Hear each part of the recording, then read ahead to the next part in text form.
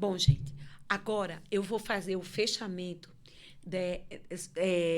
no capítulo 5, que são as considerações finais sobre a conservação desse patrimônio brutalista pernambucano.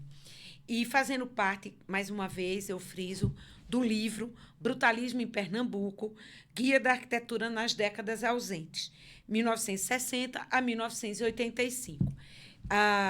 Bom, gente, é muito difícil para a gente, pesquisadora, tá? Após anos estudando essas obras, convivendo com elas na cidade, é, visitando e vendo que muitas delas poderiam ter mais atenção, ser mais bem mantidas, mais bem conservadas, né? A gente fica, às vezes, se sentindo um pouco impotente, certo? Antes de até concluir com o capítulo 5, eu queria só referenciar algumas obras que elas são simbólicas também, certo?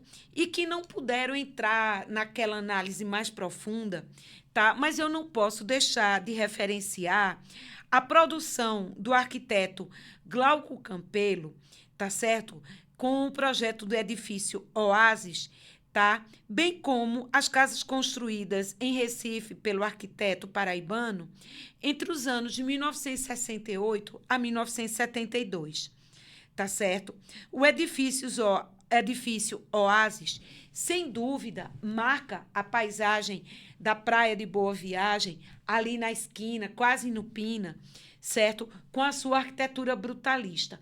Um edifício de poucos andares, tá? Com porte razoável, tá? E todo feito em concreto, tá certo? Encontra-se num estado razoável de conservação, mas mantendo os seus atributos.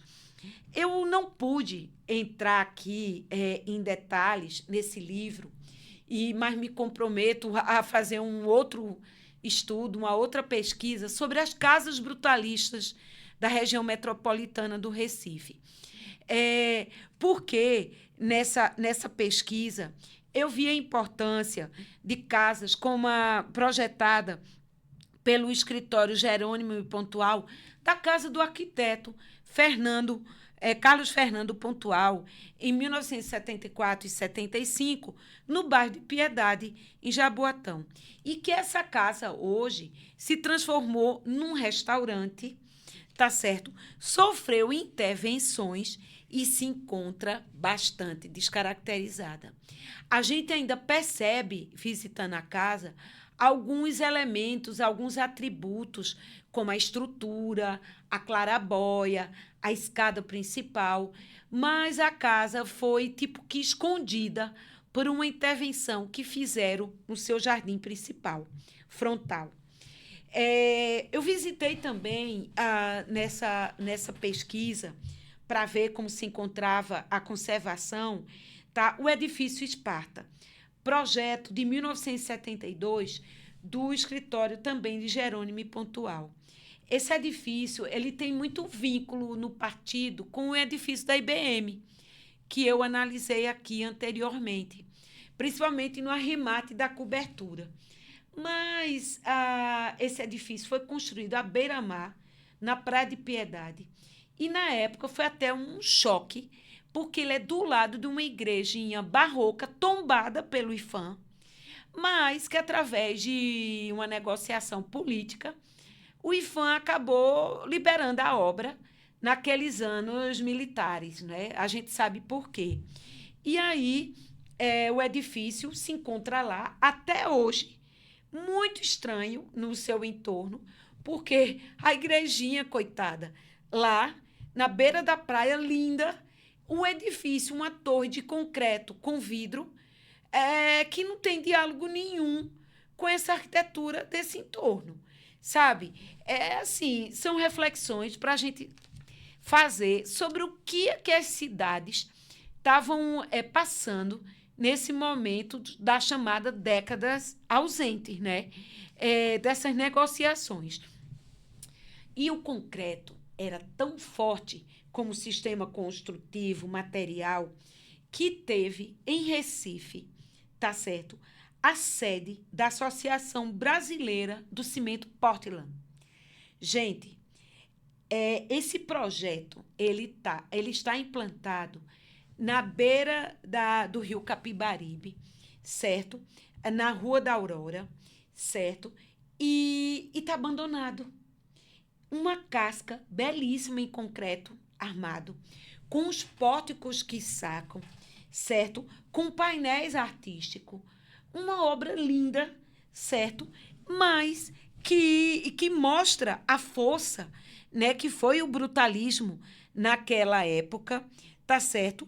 Mas que esse projeto encontra-se lá abandonado e de autoria do arquiteto Aldênio Barreto, que projetou também importantes obras na Universidade Federal de Pernambuco. Outra obra marcante, mas que não entrou no livro, porque está tão descaracterizada, gente, mas eu não posso deixar de fazer menção, é a sede da Federação das Indústrias do Estado de Pernambuco, a FIEP, na Cruz Cabugá. Gente, o prédio, quando foi projetado pelo grande arquiteto Van der Kolk Tinoco.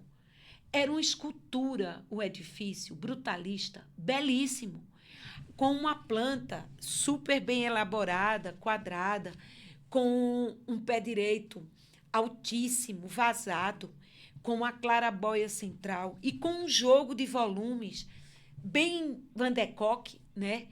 Belíssimo, tudo em concreto aparente. Esse prédio, ao longo dos anos, foi sendo descaracterizado e, tal como o prédio da IBM, que eu falei para vocês em vídeos passados, ele foi todo revestido de granito, se colocou um vidro espelhado azul, né? E ainda foram fechados alguns pavimentos. Como essa obra não tem proteção legal, ela vem sendo descaracterizada e perdendo as suas características, os seus atributos projetuais e construtivos ao longo dos anos, o que é uma pena. Agora, gente, para concluir, certo? Essa reflexão sobre os caminhos da conservação dessas obras, nesse levantamento que eu fiz, tá certo? Das 21 obras, mais essas outras que entram como referência, eu construí um gráfico, tá certo? Analisando se a gestão, se é público, se é privada, o tipo de uso, se elas estão sendo ou não reutilizadas, se elas possuem ou não proteção legal, certo? Qual é o estado de conservação delas e se elas estão ou não em pé. Dessas obras, uma já foi demolida durante a confecção do livro, a produção do livro, que foi a Igreja do Bom Samaritano. Outra está correndo risco de demolição, que é a Sael Motos. Outras já foram totalmente descaracterizadas, como o prédio da IBM e como o edifício sede da FIEP. Apenas 3 têm proteção legal, de 30, o que é 10%. Apenas o Bandep, porque ele está no bairro do Recife, que é tombado pelo IFAM, a CELP, que é pelo DPPC, uma IEP, e o Parque Histórico dos Guararapes, que mesmo tombado, a lanchonete está naquele estado de abandono. As obras do campus da cidade universitária, a Andréa Gatti é uma arquiteta, doutora, que atua na prefeitura universitária, na CINFRA, está propondo um plano diretor para a conservação do patrimônio arquitetônico universitário do campus Joaquim Amazonas, certo? A gente vê que, de uma forma em geral, que, apesar desses problemas, a maior parte das obras se encontra em bom estado de conservação. E aqui eu cito, né, refresco a memória de vocês, para o estado de conservação da CHESF, da CELP, certo? Da própria Refesa, da Biblioteca Central, tá? Que são algumas obras que, né, algumas estão muito boas e outras estão razoáveis. Um número pequeno está ruim e apenas a igreja demolida. Eu diria que ruim está o seminário, né? Principalmente o seminário em Camaragibe, que tem chamado a atenção de todos nós que atuamos nessa área. A maior parte das obras, eu fiz um gráfico também sobre isso, é de gestão privada, e aqui eu quero fazer uma observação. Vocês sabiam que as obras privadas são mais bem conservadas do que as obras públicas? Isso quer dizer o quê? Que o Estado, que o município, principalmente, me desculpe, o governo estadual, não está cuidando do seu patrimônio. Porque o seminário é estadual, a Refesa é estadual. E elas não estão tendo conservação devida, certo? Então, o poder público também precisa melhorar essa atenção. Pública federal são as do campus, também precisam mais atenção, né? O CAC, com as descaracterizações sofridas, dos brises, da colocação de ar-condicionados, a Biblioteca Central, que precisa limpar aquele concreto, precisa restaurar os vitrais, certo? Precisa ser dado um treinamento para a Sinfra, né? Para os arquitetos, as arquitetas, os engenheiros que mantêm, porque os órgãos públicos também têm que colaborar, né? Eu tenho visto que as empresas privadas realmente cuidam melhor do seu patrimônio. Algumas, como a gente viu, estão com reuso, tá certo? Como o Tribunal, né, Regional Eleitoral, que está funcionando na sede da IBM, mas descaracterizou, e isso não foi bom, certo? E a Refesa, que está, como a Heric, que viraram condomínios, né, que estão recebendo vários usos ali dentro. Outra informação interessante sobre os caminhos da conservação são os tipos de uso, né? E aqui eu vou dizer para vocês os novos usos que têm sido apresentados. Em primeiro lugar, vem o reuso com restaurantes. Aí eu cito aqui o caso da Sael, por exemplo, e da casa, né, do Carlos Pontual. Cito exemplos de repartições públicas que têm funcionado como reuso, no caso da Refesa, que se transformou em 9 repartições públicas, certo? Uma tendência a condomínios privados ou industriais, como a Fábrica Hering e a própria Refesa, e uma tendência também que eu vejo muito boa e tem tudo a ver com Pernambuco, são em centros de investigação de tecnologia da informação. E aqui eu quero parabenizar o Porto Digital, que está fazendo com o Bandep, e a Universidade Federal de Pernambuco com a Sudene.